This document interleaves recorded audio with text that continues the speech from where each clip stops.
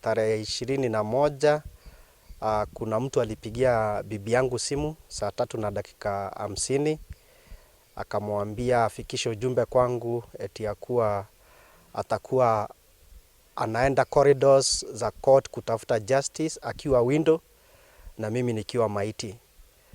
Niliweza kuriport Mkobo police station na nikapewa OB number, but the following day kuna mwingine alinipigia na aliongea Kiswahili na private number, akaniambia wanaenda kuhire the hitman.